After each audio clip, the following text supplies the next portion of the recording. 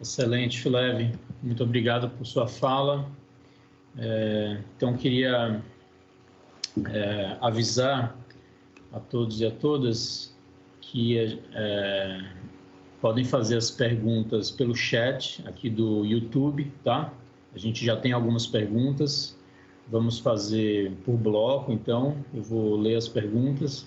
Tem uma aqui que é direcionada para o Renato e as outras eu vou pedir para cada um dos nossos participantes aí responder.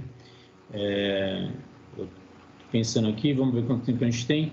Eu acho que dá para a gente reabrir aí para responder as perguntas e fazer aí eventuais considerações finais de 10 minutos mais ou menos para cada um, tá? E a gente daí encerra. Chegando novas perguntas, a gente coloca aí para o final, tá bom? Eu gostaria também de divulgar os cadernos da Defensoria Pública sobre política de drogas que estão sendo lançados, né? Também por ocasião deste evento.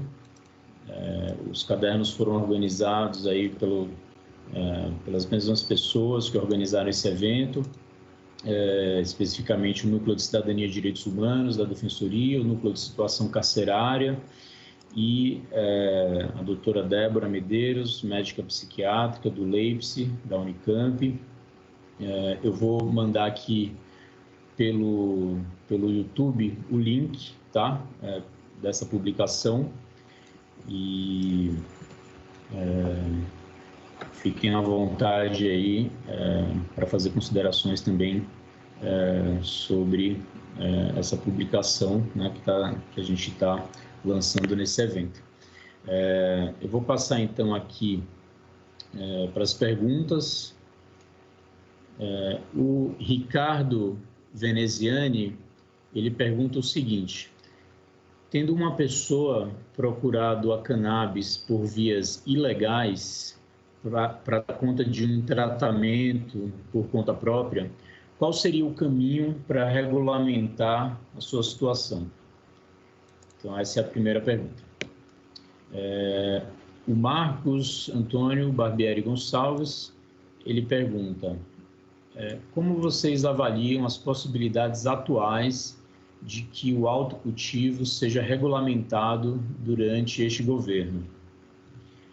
O Marcos também faz uma pergunta direcionada ao Renato. Ele coloca, então: ontem comentei com o pessoal da Defensoria que era importante conhecermos os 3 principais modos de obtenção do óleo: o autocultivo, o cultivo associativo e os óleos industriais importados e de farmácia. Aqui na Defensoria temos um grupo grande de pessoas que já têm trajetória neste assunto, mas um grupo não tem tanta trajetória assim. O que você acha importante sabermos sobre esses 3 níveis de cultivo para atendimento de pessoas na Defensoria? Deixa eu dar uma olhada aqui no chat também para ver novas perguntas que tenham chegado, tá? A Stephanie Almeida pergunta: quais projetos e ações a gente tem hoje no Brasil para legalização com foco em desencarceramento? E a Regina Bueno pergunta: trabalho com pessoas em situação de rua, onde o consumo de drogas lícitas e ilícitas de péssima qualidade são muito usadas.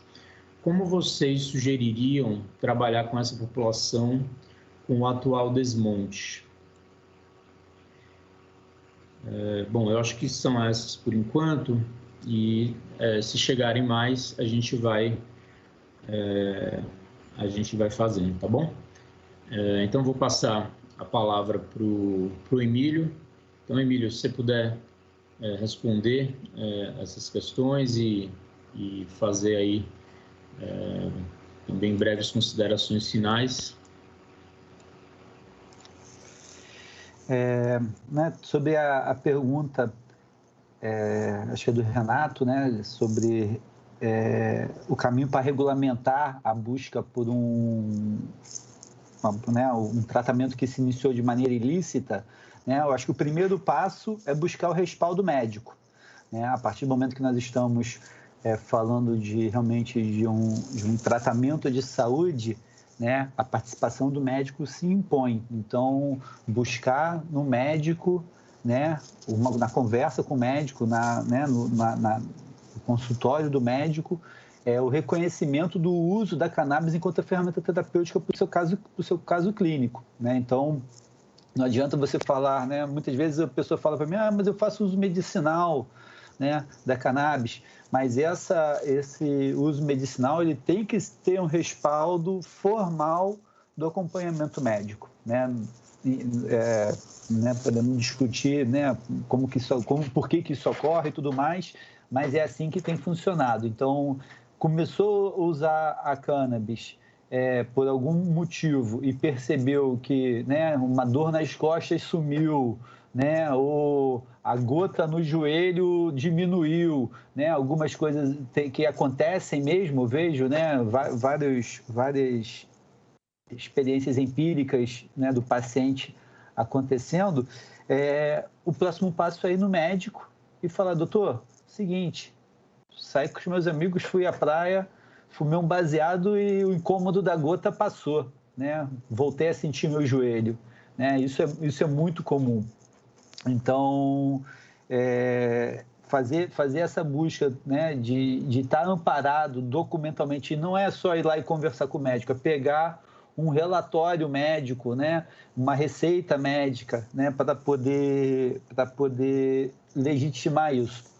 Sobre a possibilidade de regulação de cultivo nesse governo, a possibilidade que há é a possibilidade que a gente está fazendo acontecer, né? Se pensar que os primeiros habeas corpus já acontecem em meio a um golpe, né? Ao governo Temer, né? Final de 2016, por mais que a gente tenha tido muito diálogo sobre política de drogas com o governo do PT, né? Nos últimos anos, né? Foi no governo do Temer e também no governo do Bolsonaro. O governo do Temer iniciou e o governo do Bolsonaro foi mantido as decisões favoráveis aos habeas corpus, né, para o cultivo, né, e também decisões como da Cultive no habeas corpus coletivo, da Abrace, né, aconteceu em 2017, né, no governo Temer, mas está aí seguindo. Teve um revés agora que foi contornado rapidamente. Decisão agora da farmácia de manipulação. Então, assim, as decisões estão, né, a possibilidade de regulamentação que se apresenta é a possibilidade pela via jurisdicional. Eu não vejo a gente conseguir, principalmente para o cultivo doméstico, um clima favorável no legislativo e também no executivo, né? Pensando que uma lei é aprovada na Câmara e no Senado, vai depois para a sanção presidencial e pode haver veto. Então, eu não tenho muita esperança de uma lei reconhecendo o cultivo doméstico como uma forma de acesso nesse momento, mas eu tenho muita esperança de decisões erga omnes, né, decisões amplas, reconhecendo que quem cultiva cannabis em casa para o consumo próprio não é um criminoso. Então, me parece que esse vai ser o caminho da regulação. Sobre a pergunta de projetos que envolvam o encarceramento, a gente não tem. Quer dizer, tem um projeto do Jean Willis, que é o projeto 7.270 de 2014, que fala de anistia, né, que prevê anistia para quem está preso, mas é um projeto que não tem ambiente para seguir na Câmara dos Deputados, né? Está lá congelado já há tempos, né? É uma pena. Acho que quando a gente pensa numa lei, eu acho que o artigo 1, primeiro, né, tem que ser previsão de anistia e revisão dos processos para todo mundo que não for envolvido com crimes de violência e tudo mais, né? Só tiver crimes de tráfico seria o ideal, mas a gente não tem um projeto específico envolvendo cannabis e desencarceramento, além do projeto 7.270 de 2014, da autoria do então deputado Jean Willis. Sobre a questão da população de rua, também é uma situação que talvez quem possa até responder melhor seja o Renato, porque ele tem uma pesquisa envolvendo usuários de crack e a questão da fissura, o tratamento da fissura com canabidiol.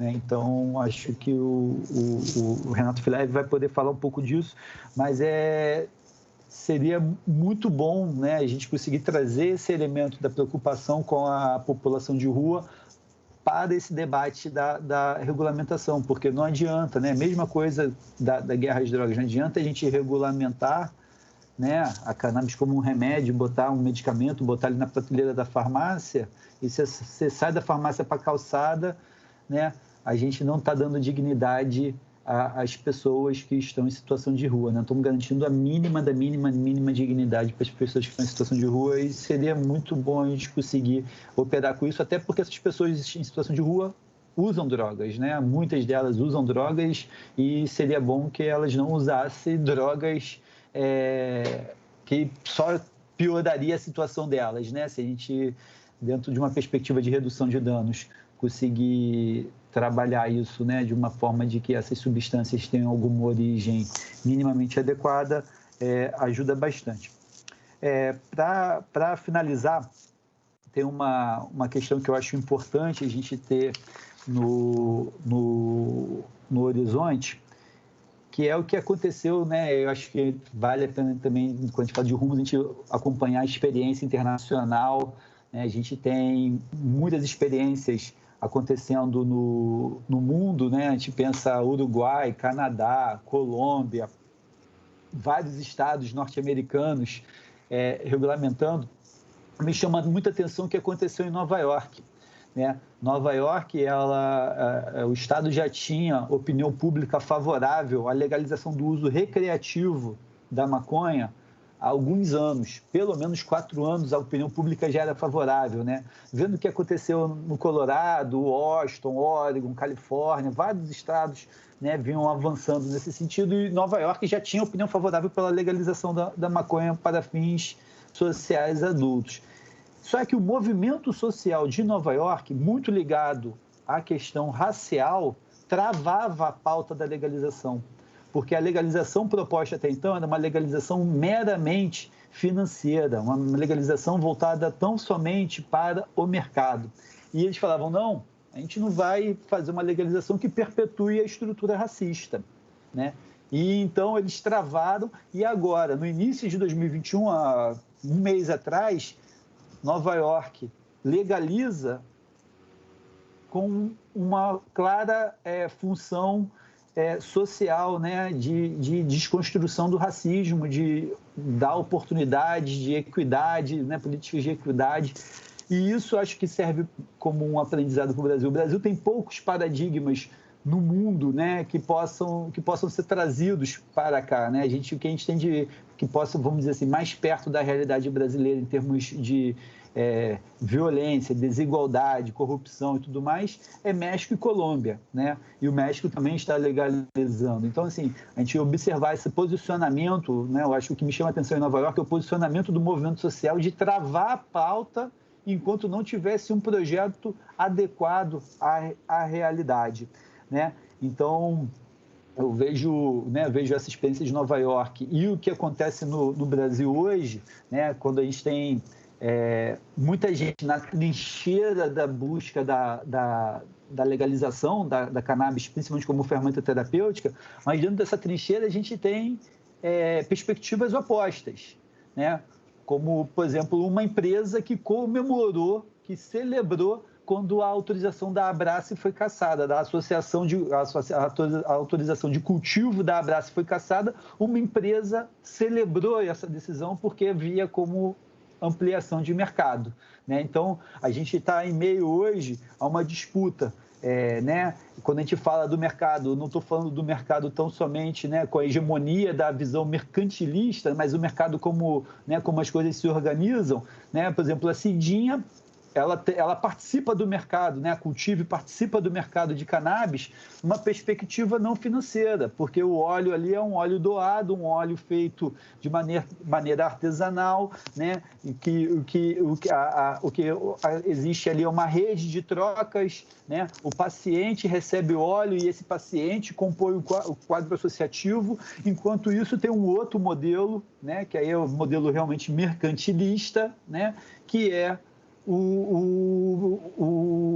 a empresa produzindo, né, e colocando na prateleira da farmácia, onde qualquer pessoa pode acessar. Então, essa disputa de modelo regulatório, eu acho que é fundamental para o amadurecimento, né, nesse caminho que a gente está seguindo com a cannabis medicinal. Qual regulação que a gente quer? A gente quer uma regulação baseada nessa perspectiva financeira, vamos falar palavra clara, na ganância, né, na busca pela distribuição de lucros, ou a gente considerando essas premissas que eu falei lá atrás, né, principalmente de que o paciente é o protagonista, né, a luta do paciente é o protagonista, o amor de mãe pelos seus filhos é o protagonista, e de que a gente está falando de uma planta que é um patrimônio vegetal, né, ancestral da humanidade, né, usado aí como uma tecnologia social por milênios, né?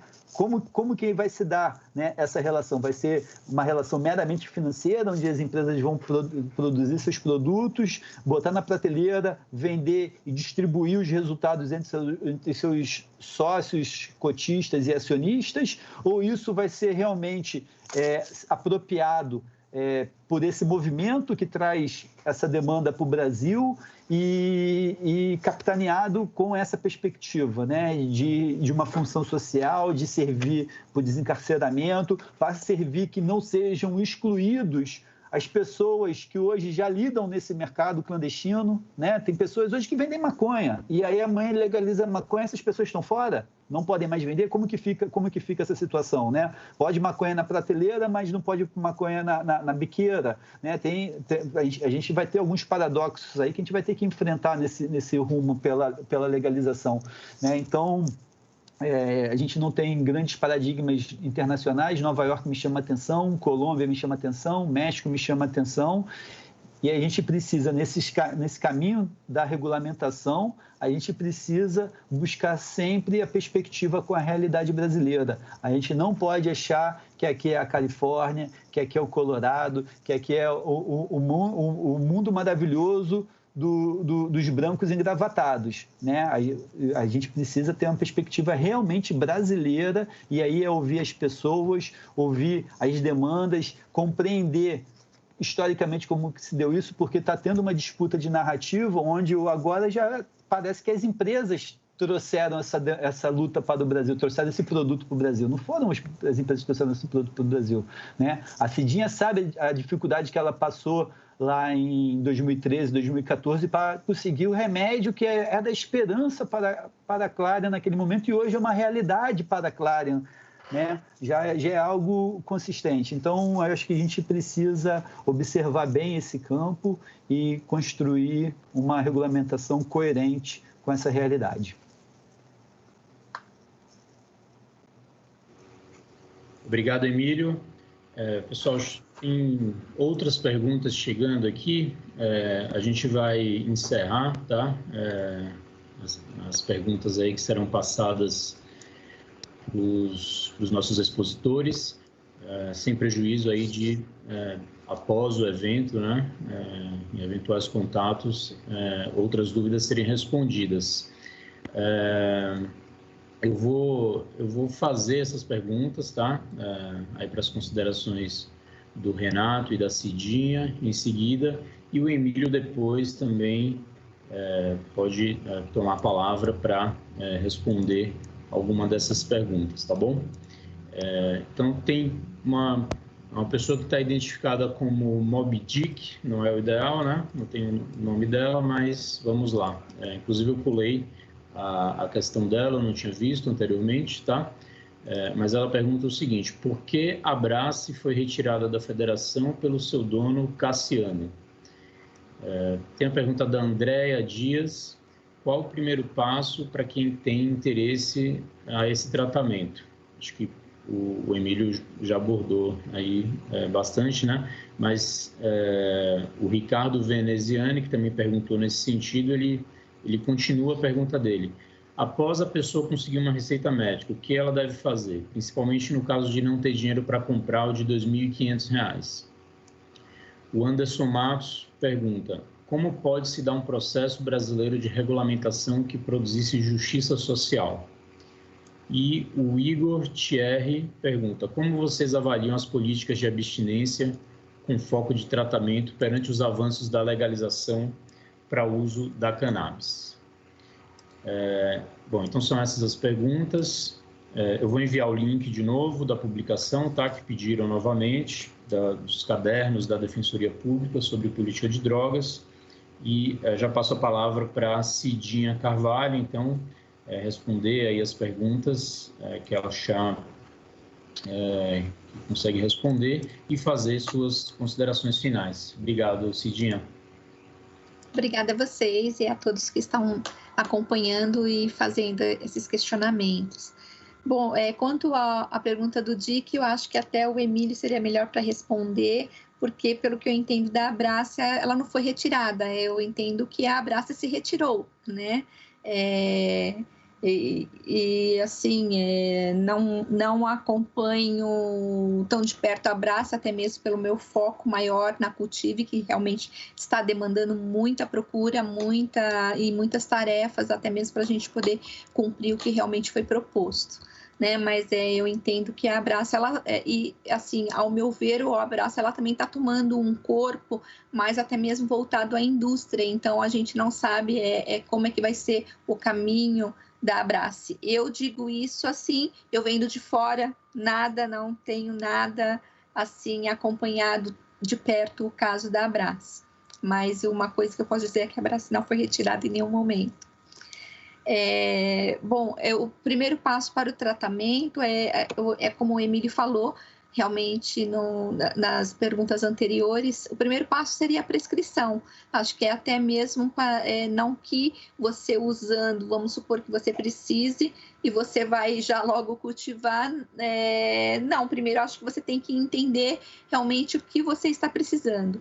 O primeiro passo seria a prescrição, né? E depende da sua forma de acesso, como você quer obter, se você quer importar. E eu sugiro que mesmo que quem não quer importar, acho muito importante ter também a autorização da Anvisa. Eu acho que serve como documentação, como um respaldo para caso você venha até usar um óleo artesanal ou cultivar. Não que isso vai impedir de você ser preso, nada disso, mas são pelo menos comprovações que realmente identificam a sua necessidade de uso do óleo, né? Depois disso, você procurar, ou se você não quer ou não tem condições de importar, procurar uma associação onde você possa ter realmente esse acesso, de forma que você possa ter um acesso que você possa ir testando algumas variedades até você encontrar a melhor resposta. Mas mesmo assim, se caso você queira cultivar, eu sempre falo, é muito importante que você tenha até uma pasta guardada com todos os seus documentos, porque caso ocorra alguma coisa, você já tem aquela pasta, e os documentos que eu digo com laudo, relatório médico, prescrição, autorização da Anvisa e todas as suas buscas. Então, assim, é muito importante você provar a sua necessidade terapêutica do uso da cannabis. A partir do momento que tem uma receita médica, eu acho que é isso, a minha a resposta anterior já responde essa também. Né? Fazer justiça social. Poxa, acho que a justiça social, acho que a gente está num momento político assim, que realmente não tem um olhar para a justiça social, não tem olhar para a saúde do povo, não tem olhar realmente para as nossas necessidades. Nós estamos num cenário político onde é realmente uma gestão voltada a quem já é rico enriquecer cada vez mais, e o pobre que dá a impressão que é um projeto, né? Parece que essa pandemia, infelizmente, com toda a dor que a gente está passando, parece que veio veio de forma que talvez seja um oportunismo até mesmo de um governo assim que banaliza tanto a vida, né? Então, eu acredito muito que essa justiça social possa vir da própria associação, que eu acho que já está fazendo esse papel, até mesmo de atender realmente quem não tem acesso de várias formas, ou doando, ou vendendo por um preço acessível, ensinando a cultivar, que é para ter a sua autossustentabilidade, para você não ter que ficar dependendo nem de indústria farmacêutica, não ficar dependendo de governo, não ficar dependendo do SUS, que já está tão massacrado, e você não ficar dependendo também de fornecedores que vendem óleo sem procedência nenhuma, né? Que muitas vezes você nem sabe se tem algum canabinoide naquele óleo, né? E isso já aconteceu. Então, a minha bandeira sempre foi desde o início realmente o autocultivo e o cultivo coletivo, que é o que realmente permite o acesso. E que, na minha opinião, eu acho que as associações também têm um papel de também fazer parte de uma reparação social, até mesmo com toda essa injustiça que vem há tantos anos, né? E de muitos que sofreram lá atrás, muito antes de nós mães descobrirmos que maconha é remédio. Foco de abstinência, eu acho que é com certeza é o Fileve também, que pode responder, porque ele tem um trabalho voltado a isso. Eu vou passar a palavra para o Fileve, e antes disso eu só queria finalizar dizendo que assim, embora a gente esteja conseguindo realmente o direito ao autocultivo, que nesse governo o caminho, né, que visivelmente mostra isso, que realmente o caminho para o autocultivo é pelo judiciário, é pelo HC, onde a reforma vem fazendo um trabalho incrível, né, desde o início, até mesmo com as associações, a Cultive é uma prova disso. E o caminho é esse, e o que eu quero dizer é que para cada mãe ou para cada paciente que realmente busca, que não tem acesso, que realmente busque os seus direitos, que tenha todos os documentos em mãos, tenha prescrição, busque autorização da Anvisa, mesmo de importação, mesmo que você não importe, tenha os relatórios médicos, tenha de todos os terapeutas que estiver com o paciente, cultive, faça o uso, pegue o relatório médico do pós-uso, de todas as melhoras que obteve.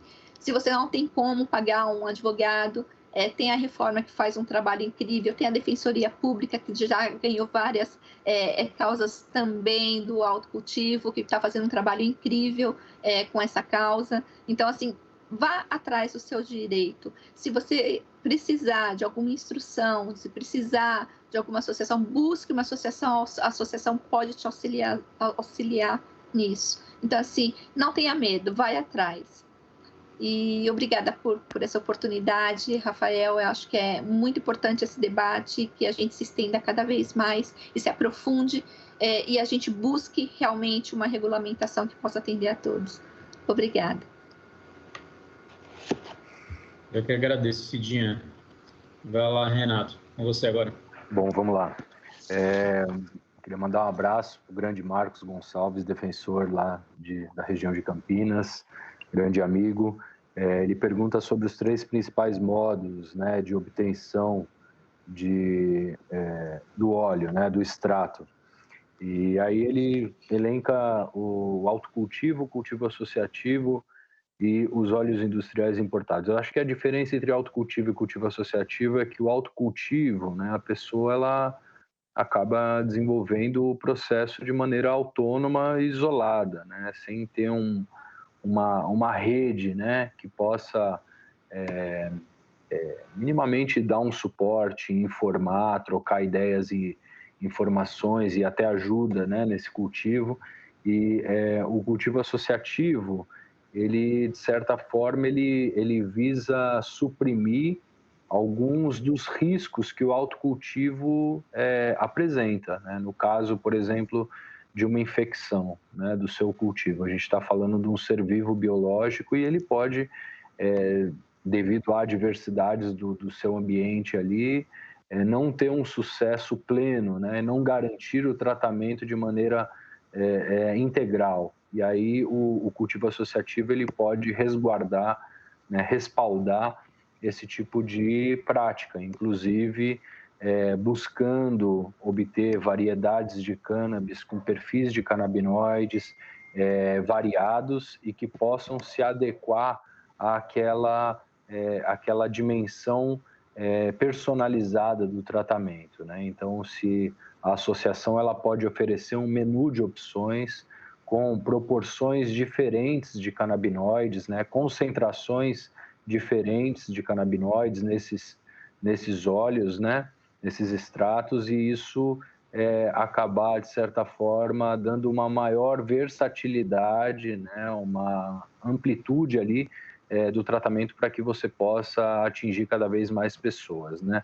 Além do que a autonomia garantida, né? Seja ela no cultivo pessoal ou associado ou cooperativado,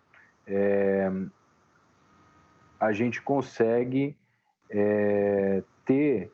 obter esses produtos de uma maneira economicamente viável, né? Uma pessoa que faz o cultivo em casa, talvez ela não consiga, né, por algum motivo de saúde ou econômico ou de espaço físico, né, ou de segurança, realizar o seu cultivo, e aí o associativo ele entraria aí como uma forma de resguardar essa possibilidade. Já os óleos industriais importados, eles são também feitos, assim como os das associações e o próprio cultivo pessoal, eles apresentam uma ampla variabilidade, seja nas variedades utilizadas, nos tipos de cultivo, se é indoor, outdoor, em greenhouse, orgânico ou tratado com fertilizantes, minerais, enfim. Existem uma série de diversidades ali nesses óleos, né? Alguns que buscam realizar os seus procedimentos dentro de boas práticas para garantir um grau farmacêutico, enquanto outras elas seguem apenas a exigência que lhe é imposta, que é a regulação de suplementos alimentares. Então, a grande maioria dos extratos que são comercializados no Brasil, inclusive autorizados pela Anvisa como status de medicamento, elas são produzidas como suplementos alimentares. Então, elas não têm o mesmo rigor na exigência de, por exemplo, manter os perfis e as concentrações de canabinoides estáveis da mesma forma que um medicamento, né? Diante disso, há uma grande variabilidade, às vezes há uma incongruência do que existe no extrato e do que é apresentado no rótulo, às vezes uma pequena mudança de lote, né, por conta da cannabis ser um organismo biológico, de ter grandes variabilidades ali, de fatores, né, do solo, do ambiente, da umidade, temperatura, da concentração de gás carbônico, enfim, fertilizantes, uma série de variantes ali que podem resultar num produto diferente, né, num produto final diferente, há uma discrepância no perfil desses óleos, né?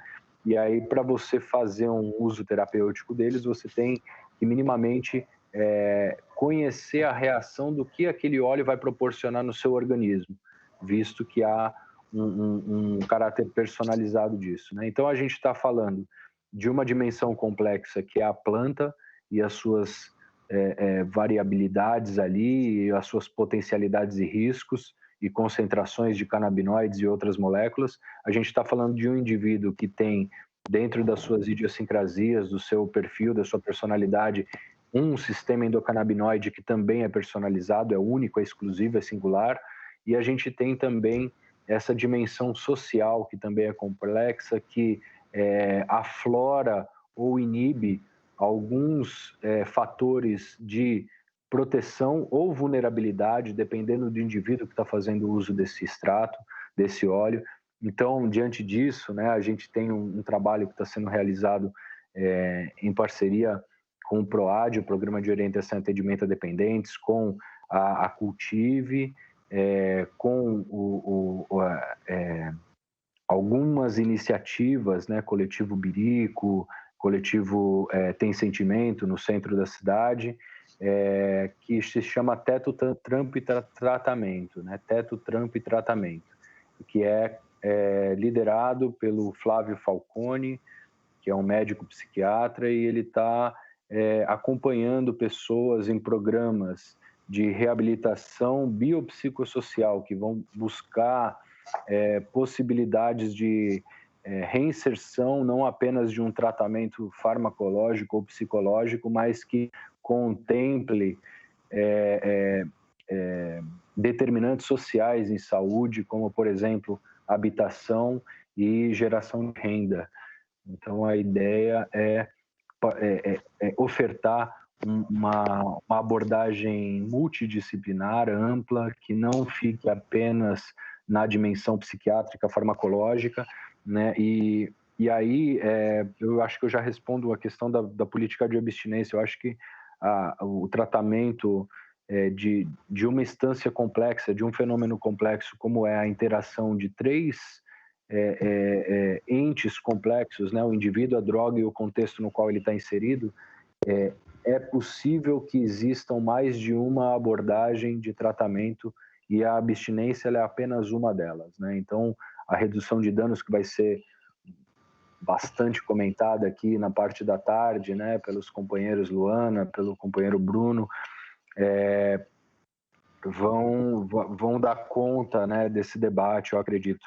E aí, para encerrar, né, eu trago a fala do outro grande amigo Anderson Matos, né, sobre a questão de uma política com justiça social, né? Eu acho que o Emílio trouxe a abordagem do estado de Nova York, mas também do estado de Illinois, né, nos Estados Unidos, e que eles nos dão algum indício, né, do que a gente pode trazer aqui para o nosso modelo dentro da nossa realidade, né?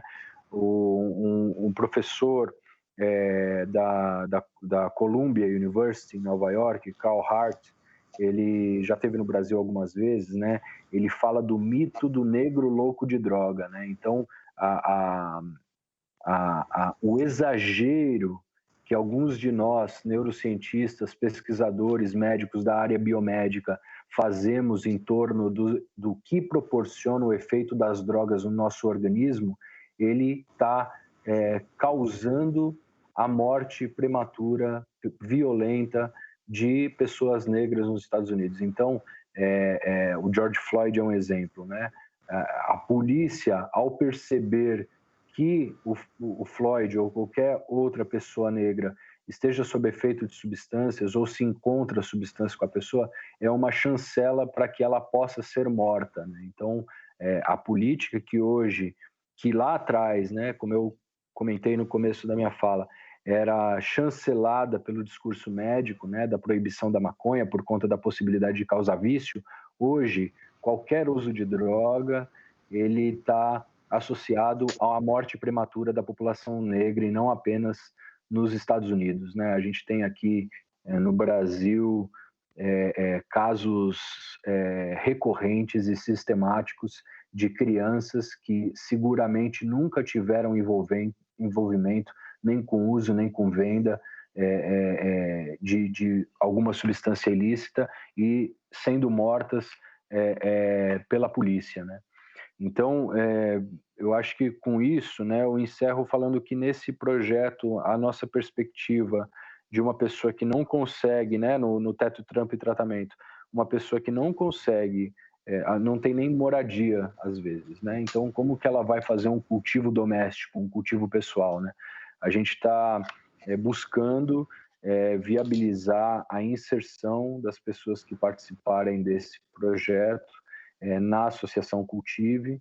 A Cultive, ela tem uma permissão restrita, mas a gente vai tentar incluí-los, né, dado o andamento do projeto, os participantes desse projeto como membros associados da Cultive, para que eles possam receber também um extrato conduzido a partir das boas práticas, dos procedimentos operacionais que a Cultive estabelece para o tratamento dos seus associados, né? Então, a gente poderia, então, ofertar, né, um extrato de qualidade a pessoas que não têm condição econômica de viabilizar essa prática terapêutica. E a ideia é justamente essa, né? A Cultive, ela pretende, nas suas atividades, produzir uma política que seja de redução de desigualdades. Então, a gente tenta garantir até, às vezes, um extrato 100% gratuito e acessível às pessoas que, de fato, não tenham condição de obtê-los, né? Então, eu acho que é isso. Agradeço mais uma vez a presença aqui participação nessa mesa riquíssima com o grande amigo Emílio, com a querida Cidinha e com você, Rafael. Muito obrigado. Muito obrigado, Renato. Emílio, não sei se você quer fazer mais alguma consideração sobre as últimas perguntas. Gostaria sim, Rafael. Gostaria de saudar, né, as amigas e os amigos que estão lá no chat do YouTube, viu, uma turma muito boa, né? O próprio Moby Dick, né? É o Dick, o famoso Dick, Ricardo Petraglia, mas tem uma turma super boa lá, muitas amigas e muitos amigos presentes no chat. Só responder o Dick, né? Ele está insistindo bastante aqui na pergunta sobre a Abrace, né? Coisa picuinha mesmo, né? A Abrace não foi retirada da federação, a Abrace continua compondo a federação. O que acontece hoje é que a Abrace não compõe mais a coordenação, as coordenações da federação, mas ela continua sendo uma federada. Então, assim, não há o que falar. Até onde eu sei, a Abrace continua sendo uma associação. Eu não tenho elementos para dizer o contrário, né? E os demais, eu concordo com o Renato Fileb sobre a questão da justiça social, a questão do após a receita, a Cidinha respondeu bem, né?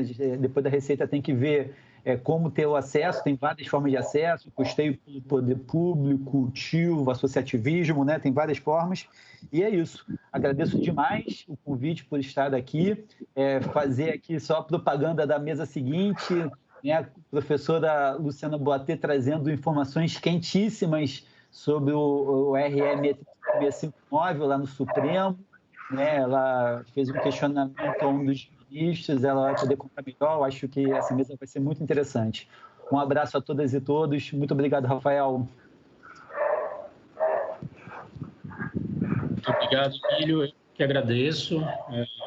Queria agradecer também a Cidinha e o Renato. Eu acho que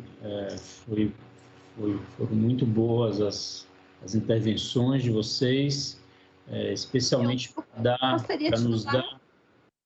Um pouco, posso? Claro, Cidinha. Pode falar. Temos tempo ainda. Desculpa te cortar, Rafael. Antes que você finalizasse, eu só queria que a Defensoria Pública, assim, embora vocês realmente já estejam fazendo esse papel, também é um papel assim muito, muito importante, muito lindo, realmente atuando nessa luta. É importante saber a importância do autocultivo para os pacientes, inclusive, até mesmo porque tem patologias, nem vou citar, porque às vezes até para a parte neurológica também, no caso, às vezes até epilepsia, que às vezes você tem que, para você até achar a dose, você acaba complementando um óleo rico em CBD com outro óleo rico em THC, mas tem outras patologias, por exemplo, esclerose múltipla, entre outras, que você acaba tendo que usar vários óleos com concentrações diferentes durante o dia, na manhã, na tarde e na noite.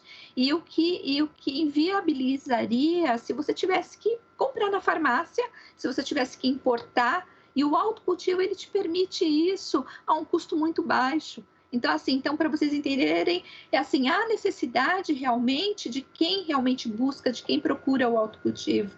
Porque, assim, porque mesmo aquele paciente que não precisa de várias variedades durante no decorrer do dia, assim, o autocultivo, ele tem possibilitado de forma, assim, impressionante de você realmente buscar a melhor resposta e você ter o acesso e você também, assim como a Clarian, ela começou usando uma cepa, hoje ela está usando outra, com outras dosagens completamente diferentes, mas isso porque permite, sem contar que você tenha certeza de que aquilo é tudo orgânico, você sabe realmente do que está sendo feito e não do que você encontrar numa indústria, né? Que você não tem essa...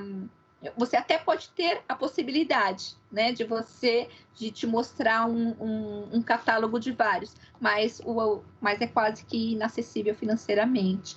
E fora isso, também queria falar que além de todos os documentos, é importante também para quem quer cultivar ter um certificado de algum curso que faça, seja onde for, em qual associação for, um certificado de cultivo e de extração de óleo. É muito importante isso. Inclusive, os certificados de cultivo e de extração de óleo da Cultive têm servido para vários HCs que foram concedidos pelo juiz.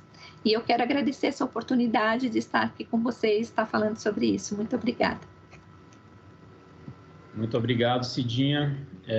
Realmente, o certificado é super importante e essa questão técnica é também um grande desafio, né? Em cada ação individual é super importante a gente ter aí estudos que demonstrem aí a necessidade, enfim, o quanto é necessário, né, de cada medicamento e às vezes é difícil conseguir isso, deixar isso claro nos relatórios, né? Mas é super importante nos casos concretos. Mas eu acho que foi muito proveitoso. Eu gostaria que a gente tivesse mais tempo para continuar essa discussão, mas com certeza vamos continuar por outros meios, né? E eu achei muito importante frisar, né, como foi frisado aqui durante o evento, pela própria Cidinha, que essa luta começou de cima para baixo e assim ela deve seguir, né? A gente vive hoje uma grande disputa pelo controle dos meios de produção e da matéria-prima desses medicamentos, né? As grandes empresas estão buscando, e aqui no Brasil estão conseguindo, realizar uma verdadeira expoliação, né, desses meios de produção e da matéria-prima, que, como foi esclarecido nesse evento, não pode ser cultivada aqui ainda, né, e é trazida de fora. Esse processo lento que tem acontecido tem viabilizado essa verdadeira acumulação primitiva aí por parte de grandes empresas, minando ou tentando minar, melhor dizendo, né, o autocultivo e as associações, né? E certamente essa é uma grande luta atualmente. Achei excelente a visão aí que o Emílio colocou, nesse sentido de que a gente precisa lutar para que os PLs sejam aprovados, né, para que haja uma regulamentação ampla aí e, né, com base nessa visão, né, de que deve haver liberdade de cultivo, mesmo porque essa substância já é reconhecida como uma substância lícita, né? E com isso a gente realizar aí o desencarceramento, o fim da guerra e das atitudes policiais que a gente conhece na guerra às drogas, que atinge principalmente as pessoas negras em nosso país, né? Que acho que o Renato Fileve abordou muito bem, né? Esses são efeitos colaterais do proibicionismo que são absurdos e que a gente vai precisar realmente de uma justiça de transição, uma verdadeira justiça de transição para lidar com esses malefícios causados pela guerra às drogas e pelo proibicionismo, né? Então, gostaria, por fim, de agradecer a presença de todos e todas aqui pelo YouTube e convidá-los a continuar conosco durante todo esse dia. Nós vamos ter aí a próxima mesa, como o Emílio já mencionou, a mesa vai se chamar Usar Drogas Não Pode Ser Crime, o julgamento do recurso extraordinário 635-659 e a abolição inconclusa. E uma mesa fantástica que vai ser composta pela Natália Oliveira, pela Luciana Boatê e pelo Gabriel Sampaio. Convido todos a ficarem aqui. Acho que a gente tem 5 minutinhos aí até o horário agendado e eu passo a palavra para a EDEP, então, para organizar aí essa transição. Muito obrigado, Emílio, Cidinha e Renato. Vamos falando aí.